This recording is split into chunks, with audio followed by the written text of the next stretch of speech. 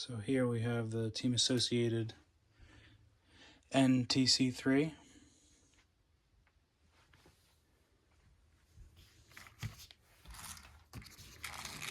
This is the one I had out the other day with my buddy Joe.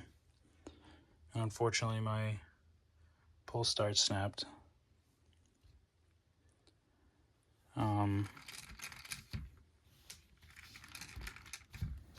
Yeah, this car's pretty clean. Got it for a decent price. Cleaned it up. Everything runs as it should, except for the pull start, so we'll go ahead and look into either replacing that or swapping the engine. Joe's has the OS with the red engine. I have a couple of those too, so I might do that engine swap just because the pull starts that I have are kind of janky. So instead of breaking another pull start, I might just put the engine I want in this car anyway. And this is the other one I have that's close to being ready to run. I've driven it and it drives well. It's got the older 12 engine and it's single speed. Has different shocks on it, but this is how I got it. It's a little used, but still pretty clean overall. And then these ones I've acquired over time, cheap, and they're just dirty and need to be gone over. So yeah, we'll get these running. Definitely these two. And out of these three, this one here is the cleanest. It even looks to be on a new chassis. The front bumper's a little wonky, so I think whoever had this before probably crashed it and then, you know, did a chassis swap and then kind of gave up on it. But I've got a few new parts here. One of the things I want to learn how to do is rebuild pull starts, because I have a bunch of pull starts that just need some TLC and they'd work. I've kind of just saved them instead of throwing them away, because I feel like there's got to be a way to rebuild them. So I'm going to be looking into that. Obviously, because I have this string here and the rest of this pull start's fine, obviously, so there's got to be a way. So the first thing I'm going to do is figure out what I'm going to do for an engine in this car, because this chassis is close to being ready to run. I want to drive this first with the Thunder Tiger Tomahawk 2-speeds, just to test those again. So that'll be my next session, the two of those 2-speeds and this one.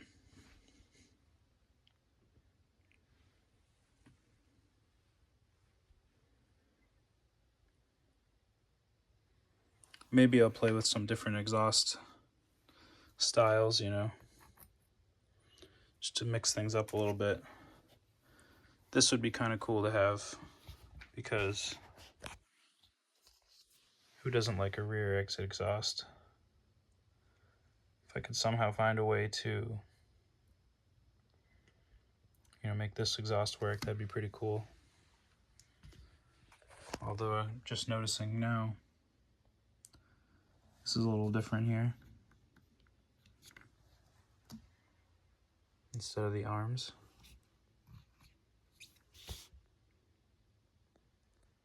You can see that difference here too. I just noticed that now. Interesting.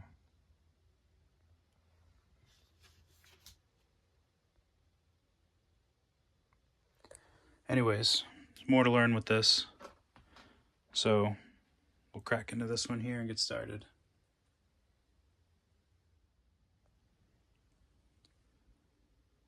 All right, so I actually just rebuilt this one And that makes sense how these work. So this one's a little loose, as you can see. So I'm gonna wind it up one more.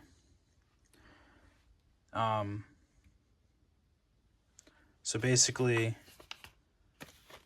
you wind up the spring inside here and then have it, you know, in the middle of the spring, seat in that channel, if you will, to hold it in place. And that's what allows the recoil. It's pretty interesting. So, you know, obviously nothing was wrong with the old one, just the string snapped. So I'm going to attempt to rebuild this one with this new string here. I'm sure it'll work. But I'm just going to go ahead and take this one here and replace the handle, and then I'll use this one for parts. Then I'll have a good one here. And then I can attempt to rebuild that one.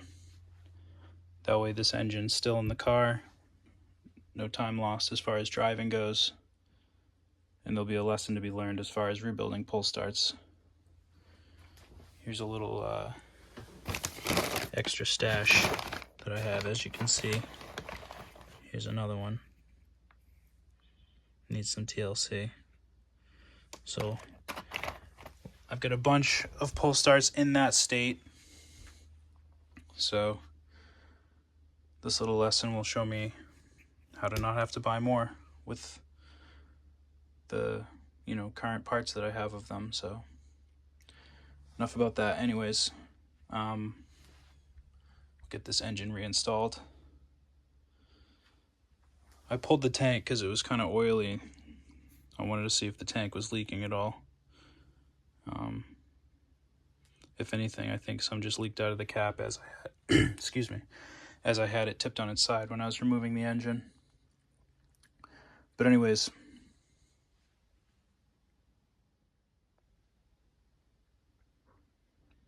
all right.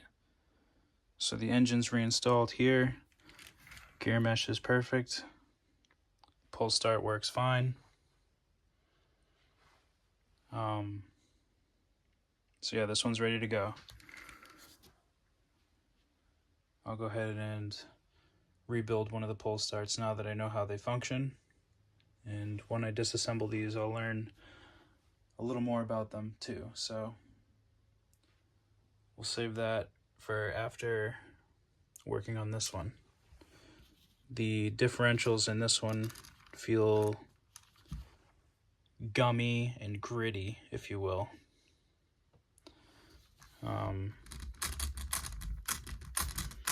Shouldn't require that much effort to spin a differential.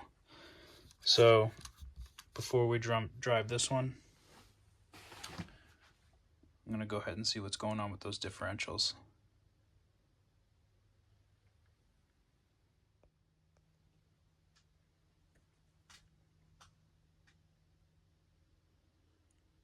So just as suspected, you can see the old gummy grease.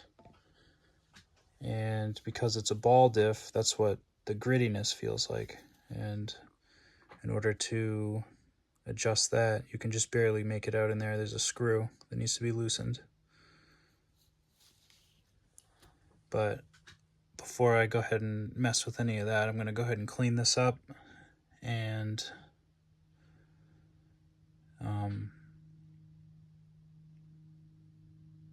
reset it. Make sure that it's got proper grease in it and the setting is appropriate. It's not going to feel tight on the diffs. I'm assuming that the 2-speed ones here have planetary gear differentials. I won't know until I disassemble one myself, but they definitely feel different between this one and this one. So we'll go ahead and get this cleaned up and hopefully it won't have any of those symptoms, gummy or gritty. But it's going to require a little more disassembly than I anticipated, just because I want to get these parts proper clean. So might be a little more time before I get to run this single speed, but this one's ready to go.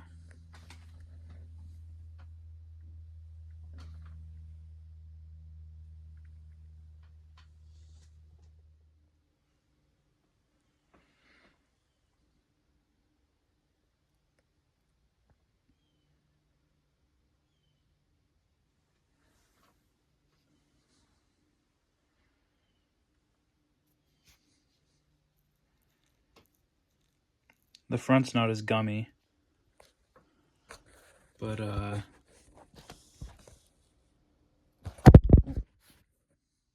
excuse me, it's definitely the same, you know, grittiness. It needs to be re-greased in there. So we'll go ahead and get these front and rear diffs cleaned and reinstalled. And once that's done, I can't remember, when I was testing this, one of the servos needs to be replaced. I think it's the throttle servo, but we'll use this old Thunder Tiger one. This came out of the TS4E, and it was for the vintage ESC, those old speed controllers that require the servos. So I obviously put a modern system in that car, and that allowed for this extra servo. So I think this calls for the perfect occasion to use it. So that's where this car stands. Diffs to be cleaned, servo to be replaced, and then we're in business.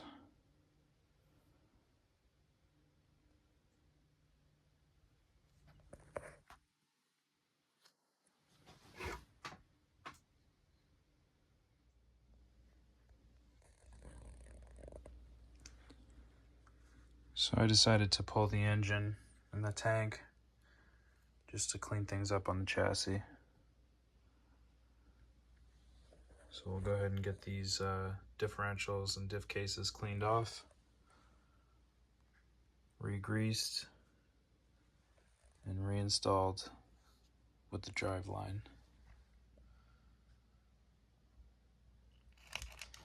The engine's a little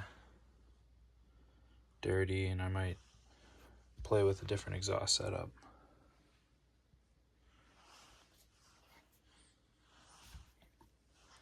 We'll see.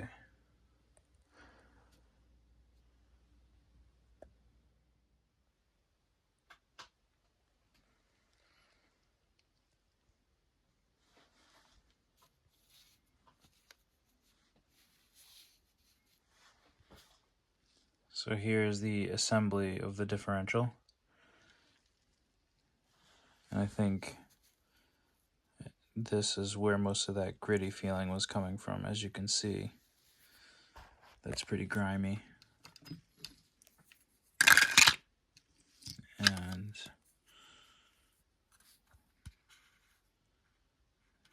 you can just see how much dirt is in there.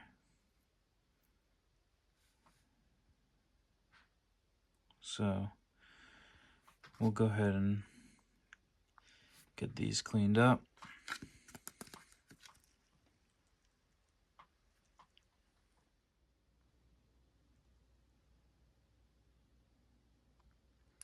The parts are cleaned and ready for assembly.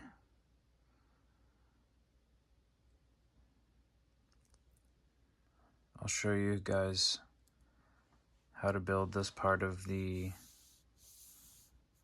ball differential, as it is kind of a pain in the neck.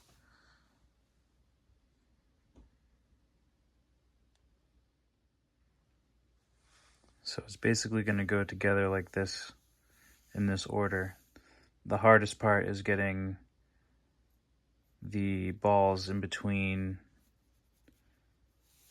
the washers there to complete the bearing. And I'll show you the trick that I learned over time of struggling.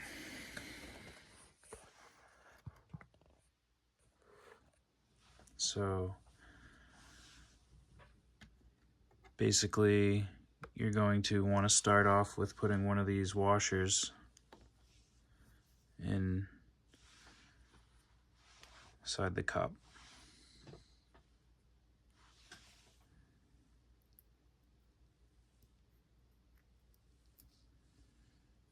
I use the screw to make sure it's down in place.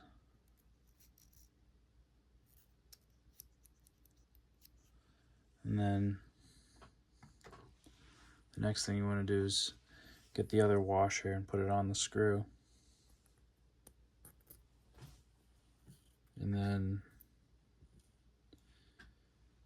you put the screw just through the washer, and then you take the balls and you drop them in, and do it over somewhere you can collect them if you drop one. But you basically just drop them in and they'll land around the screw.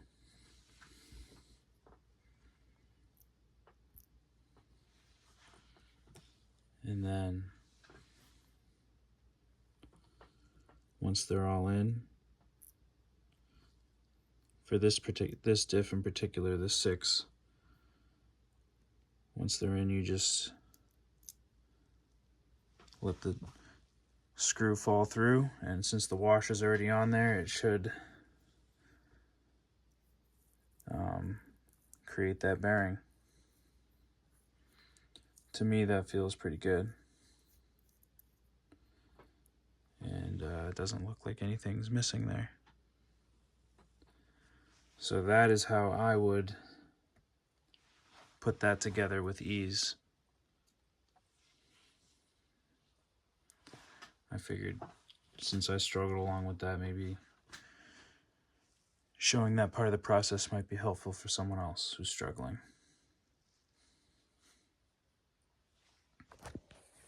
So now I'm going to go ahead and grease this up and then drop these in here and then close it up with these washers and put it between these two halves.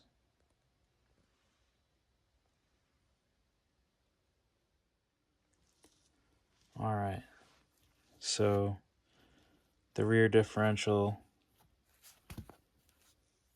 is clean, the case included.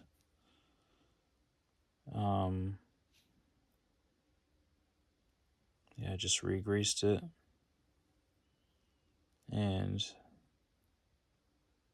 didn't make it super tight. So that feels smooth. Ready to go ahead and do the same thing to the front. So we can get the diffs in there and then get the center drive in and be that much more ready to run.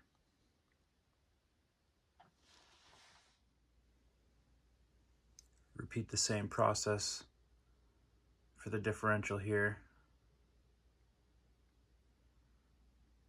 Clean, then reassembly, just like here in the rear.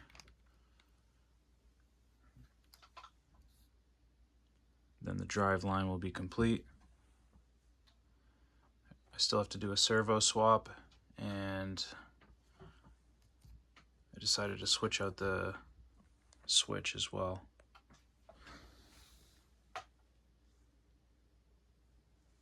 So get this front diff in here to start, the front bumper back on there. Then we'll check out these servos.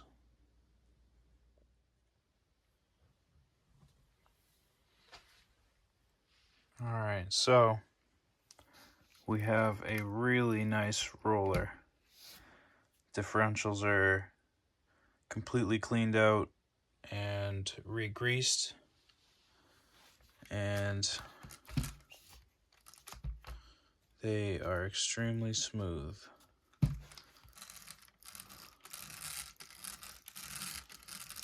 So that's good. Now we can move on to the electronics. Figure out which servo's done. Get this one installed. I used this grease on the ball diffs, and I used this on the ring and pinion of the differentials. So this is much thinner, which makes the differential itself smooth, and then the ring and pinion from the center drive, I think this is plenty thick and it feels nice. So yeah, that's good enough for now. Hopefully me going over how I rebuild those diffs was helpful for someone. And yeah, I think that's it for now. In the next video, what we'll do is, like I said, go ahead and drive those Thunder Tiger Tomahawks and take out this yellow one here. And after that, when I complete this car, we'll take the single speed out with the single speed Tomahawk and see how those do together. So yeah, I'm gonna replace the switch just because I don't want to have that third wire. And unfortunately, one of the mounts for the electronic box cracked, but could be worse. Yeah, I'm also, for this car, thinking about trying this exhaust. We'll see.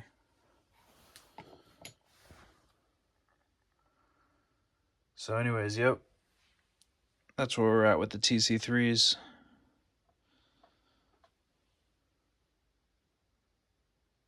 Thanks for checking it out. There'll be more to come.